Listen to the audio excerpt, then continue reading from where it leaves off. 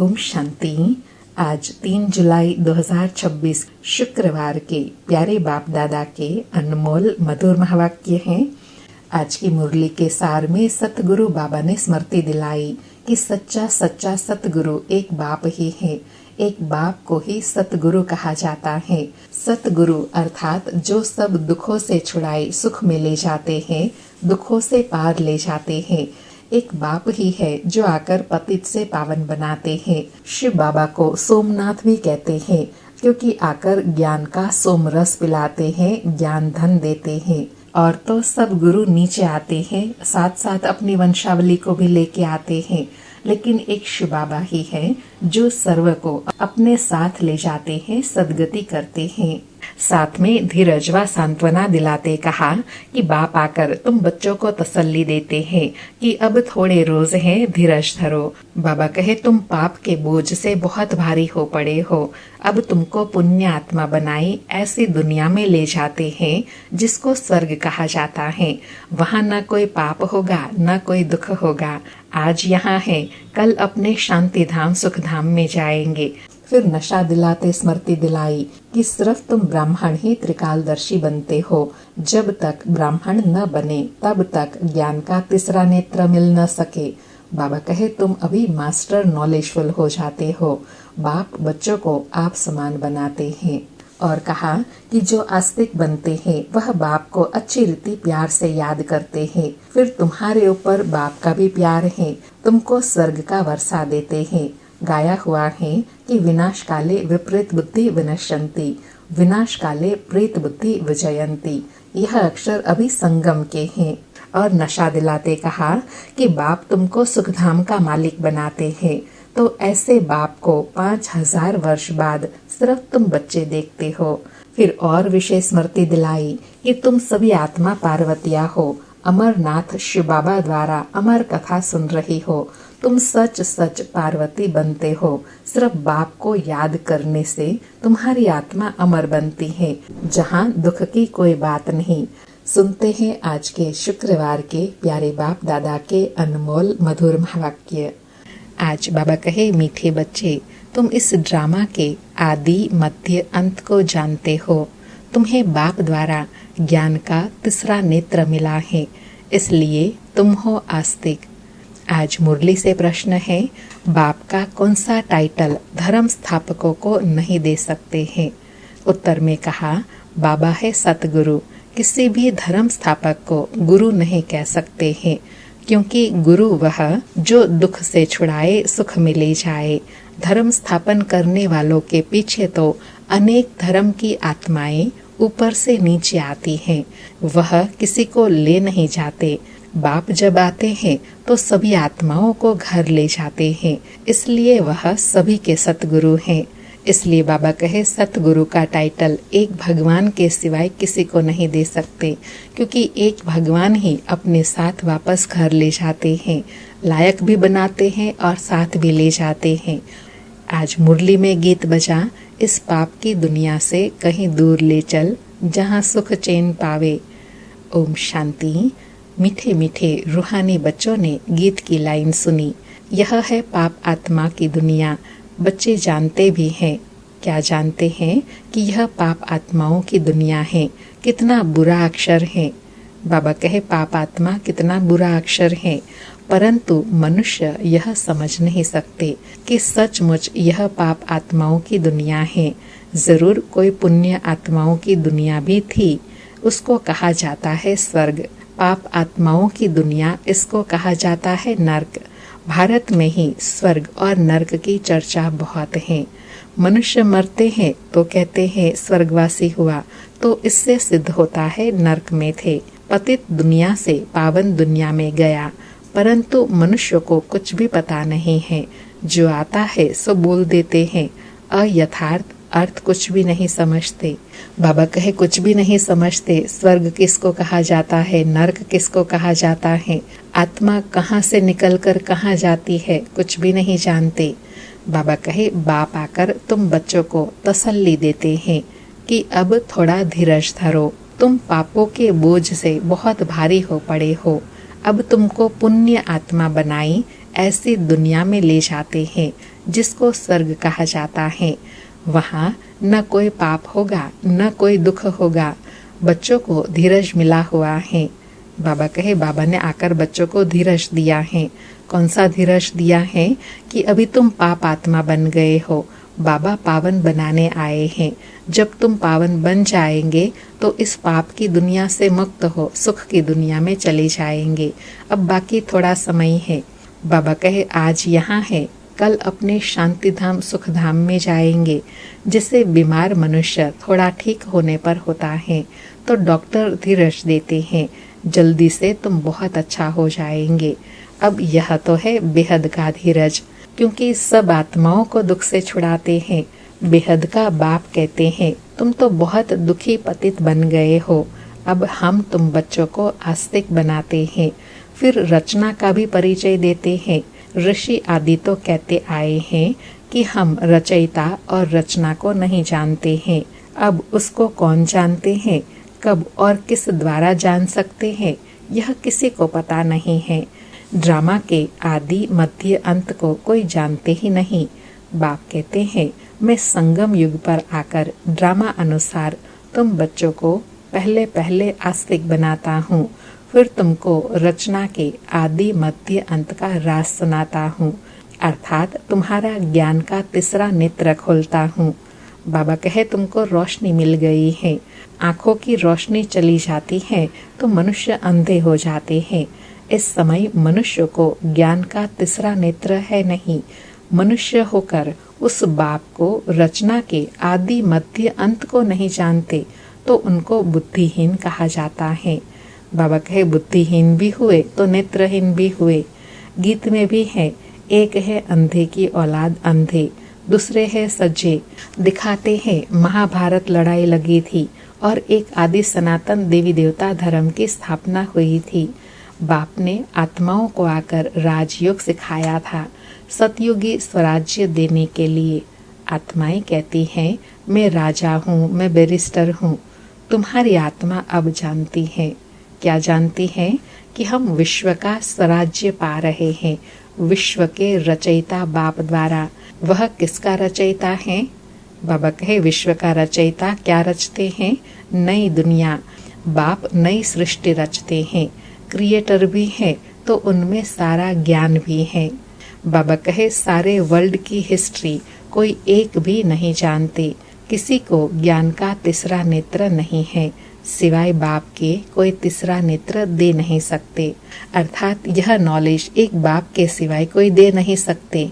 World की history, geography, मूल वतन, सूक्ष्म वतन, स्थूल वतन, यह सब तुम जानते हो। मूल वतन है आत्माओं की सृष्टि।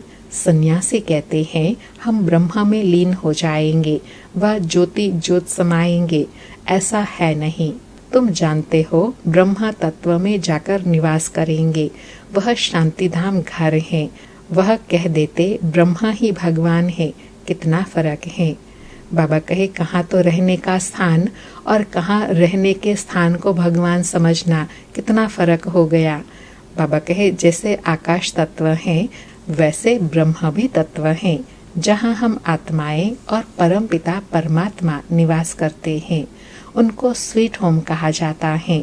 वह है आत्माओं का घर। बच्चों को मालूम पड़ा है। क्या मालूम पड़ा है? कि ब्रह्म तत्व में कोई आत्मा लीन नहीं होती है और आत्मा कभी विनाश को प्राप्त नहीं होती। आत्मा अविनाशी है।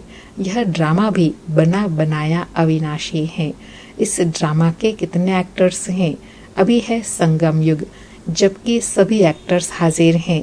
नाटक पूरा होता है तो सब एक्टर्स, क्रिएटर आदि सब आकर हाजिर होते हैं। इस समय यह बेहद का ड्रामा भी पूरा होता है, फिर रिपीट होना है। उन हद के नाटकों में चेंज हो सकती है, ड्रामा पुराना हो जाता है। यह बेहद का ड्रामा अनादि अविनाशी है। बाबा कहे, हद के ड्रामा पुराने भी होते हैं, चेंज भी होते हैं, लेकिन यह बेहद का ड्रामा तो अनादि भी है, अविनाशी भी है, जो मिट नहीं सकता, ना चेंज हो सकता है। बाबा कहे, बाप त्रिकालदर्शी त्रिनेत्री बनाते हैं। देवताएं कोई त्रिकालदर्शी नहीं होते हैं, न शूद्र वर्ण वाले त्रिकालदर्शी होते हैं। त्रिकालदर्शी तो सिर्फ कौन होते हैं?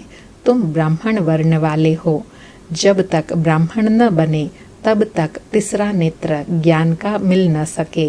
तुम जाड़ के आदि मध्य अंत को सभी धर्मों को भी जानते हो। तुम भी मास्टर नॉलेजफुल हो जाते हो। बाप बच्चों को आप समान बनाएंगे ना। ज्ञान का सागर तो एक ही बाप है जो सभी आत्माओं का बाप है। सभी बच्चों को आस्तिक बनाए त्रिकालदर्शी बनाते हैं। अब तुम बच्चों को सबको यह कहना है। क्या कहना है? कि शिव बाबा आए हैं, उनको याद करो। जो आस्तिक बनते हैं वह बाप को अच्छी रीति प्यार करते हैं। तुम्हारे ऊपर बाप का भी प्यार है।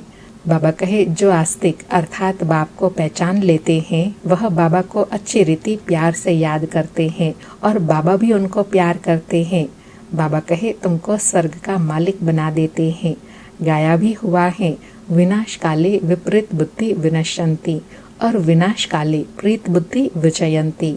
गीता में कोई कोई अक्षर सच्चे हैं। श्रीमद् भगवत गीता है सर्वोत्तम शास्त्र, आदि सनातन देवी देवता धर्म का शास्त्र। यह भी समझाया है मुख्य धर्म शास्त्र है ही 4 और जो धर्म वाले हैं वह आते ही है सिर्फ अपने धर्म की स्थापना करने, राजाई आदि की बात नहीं। बाबा कहे राजाई तो सिर्फ आदि सनातन देवी देवता धर्म की ही होती है। बाकी धर्म तो धर्म स्थापन करते हैं, उनकी राजाई फिर बाद में होती है। बाबा कहे उनको गुरु भी नहीं कह सकते। गुरु का तो काम ही है वापस ले जाना। इब्राहिम, बुद्ध, क्राइस्ट आदि तो आते हैं, फिर उनके पिछाड़ी उनकी वंशावली भी आती है। गुरु वह कौन? जो दुख से छुड़ाई और सुख में ले जाए। वह तो सिर्फ धर्म स्थापन करने आते हैं। यहाँ तो बहुतों को गुरु कह देते हैं। ब्रह्मा, विष्णु, शंकर को भी गुरु नहीं कह सकते। एक शिव बाबा ही सर्व का सदगति दाता है। पुकारते भी एक राम को है। शिव बाबा को भी राम कहते हैं। बहुत भाषाएं हैं तो नाम भी बहुत रख दिए हैं। असल नाम है शिव। कल भी बाबा ने कहा था ना, कर्तव्यवाचक नाम तो अनेक रख दिए हैं, असल नाम शिव है। उनको सोमनाथ भी कहते हैं। सोम रस पिलाया अर्थात ज्ञान धन दिया। बाकी पानी आदि की तो बात ही नहीं। तुमको सन्मुख नॉलेजफुल ब्लिसफुल बना रहे हैं। बाप तो ज्ञान का सागर है। तुम बच्चों को ज्ञान नदियाँ बनाते हैं। सागर एक होता है, एक सागर से अनेक नदियाँ निकलती हैं। अभी तुम हो संगम पर। इस समय यह सारी धरती रावण का स्थान है। सिर्फ एक लंका नहीं थी, सारी धरती पर रावण का राज्य है। राम राज्य में बहुत थोड़े मनुष्य होंगे। यह सिर्फ अभी तुम्हारी बुद्धि में है। बाबा ने समझाया है, क्या समझाया है? कि 3 धर्मों की स्थापना करता हूँ। कौन कौन से 3 धर्म? ब्राह्मण, देवता, क्षत्रिय। फिर वैश्य शूद्र वर्ण में और सभी आकर अपना अपना धर्म स्थापन करते हैं। अनेक धर्मों का विनाश भी कराते हैं। भारत में त्रिमूर्ति का चित्र भी बनाते हैं, परंतु उनमें शिव का चित्र गुम कर दिया है। अर्थात ब्रह्मा, विष्णु, शंकर के तीनों के रचयिता शिव परमात्मा है, यह भूल गए हैं।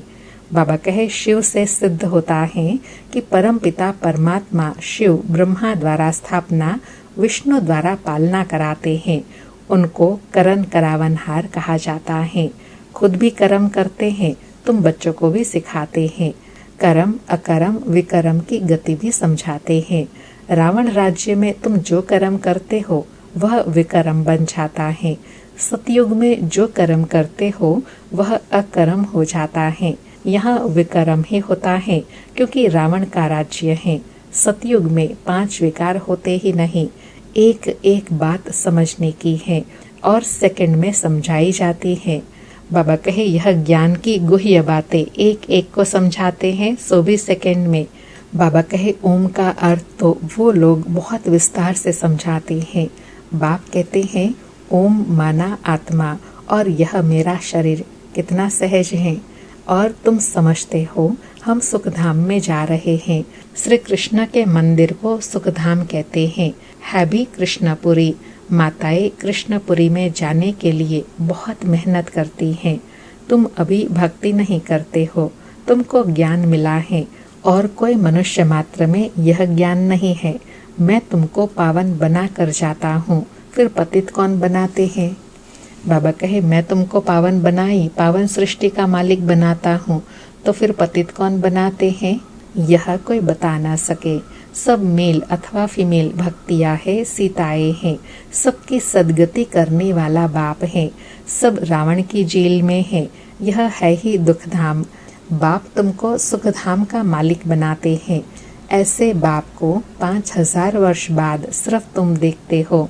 बाबा नशा दिला रहे हैं कि ऐसा ऊंच ते ऊंच बाप अभी संगम पर आते हैं, जिनको तुम मिलते हो, तुम देखते हो, तुम जानते हो, तुम ही वर्षा पाते हो।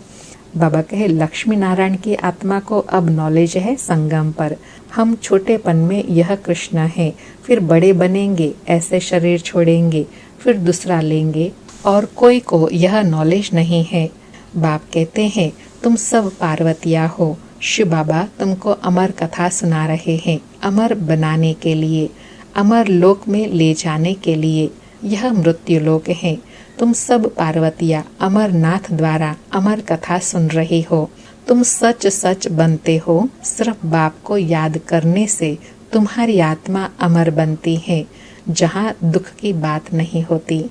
बाबा कहे, तुम सच सच अमर कथा सुनकर अमर बनते हो, और अमर बनना अर्थात कोई भी दुख की बात नहीं, कभी अकाले मृत्यु की बात नहीं। बाबा कहे, सर्प जैसे एक खाल छोड़ दूसरी लेते हैं, यह सब मिसाल यहाँ संगम के हैं। ब्रह्मरी का मिसाल भी यहाँ का है। तुम ब्राह्मण क्या करते हो? बाबा कहे, ब्रह्मरी का मिसाल भी यहाँ का है ना, तो तुम क्या करते हो? विकारी कीड़े को बदल देवता बनाते हो। मनुष्य की ही बात है। ब्रह्मरी का तो यह एक दृष्टांत है। तुम ब्राह्मण बच्चे अभी बाप द्वारा अमर कथा सुन रहे हो, औरों को बैठ ज्ञान की भूं भूं करते हो, जिससे मनुष्य से देवता स्वर्ग की परियां बन जाएंगे।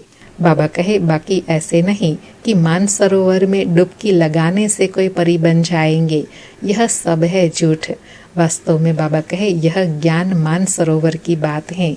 जिस ज्ञान मानसरोवर में डुबकी लगाने से आत्मा का स्वरूप परिवर्तन हो जाता है, ज्ञान से, गुणों से, शक्तियों से आत्मा भरपूर बन जाती है। बाबा कहे, तुम झूठ ही सुनते आए हो, अब बाप ट्रुथ सुनाते हैं। अब बाप कहते हैं, अपने को आत्मा समझो।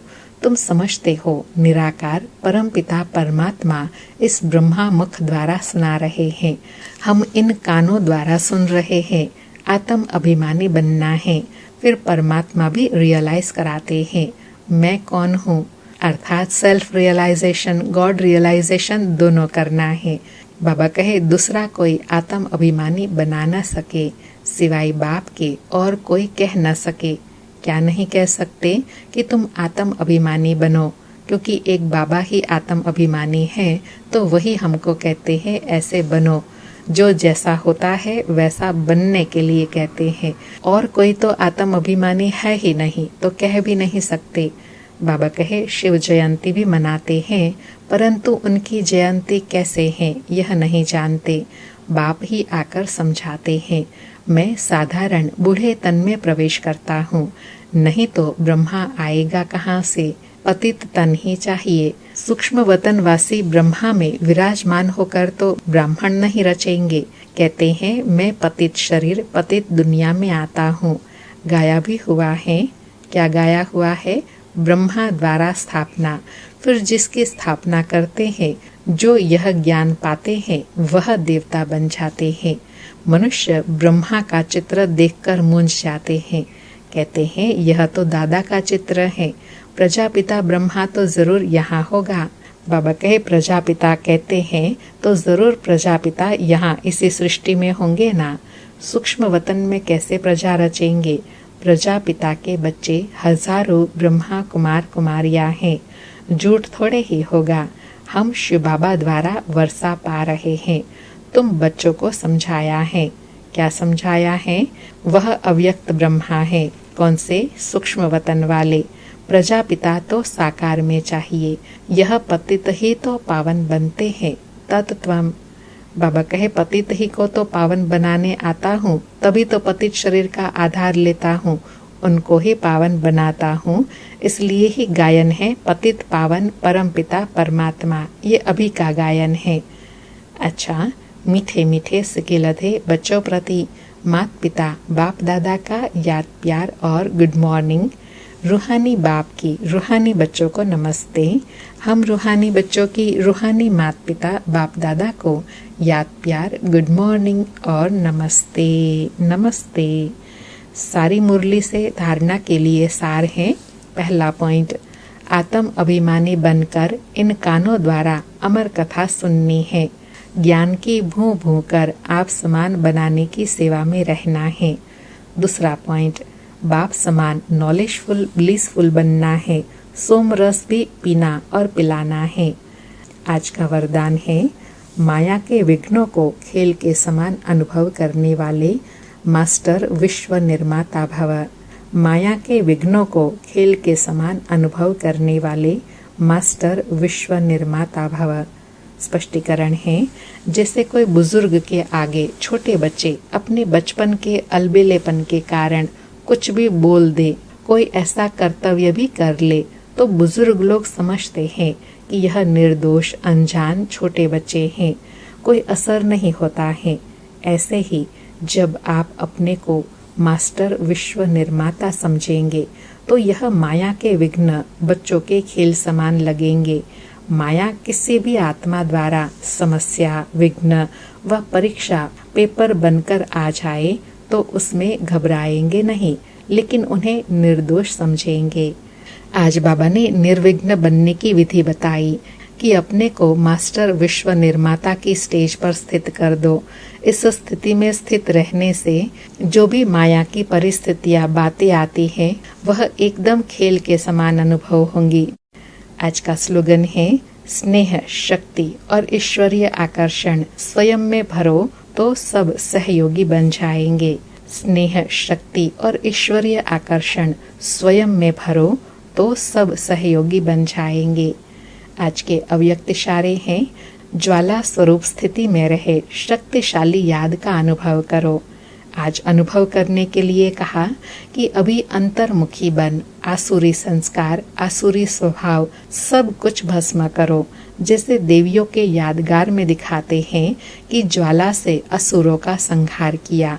असुर कोई व्यक्ति नहीं, लेकिन आसुरी शक्तियों को खत्म किया।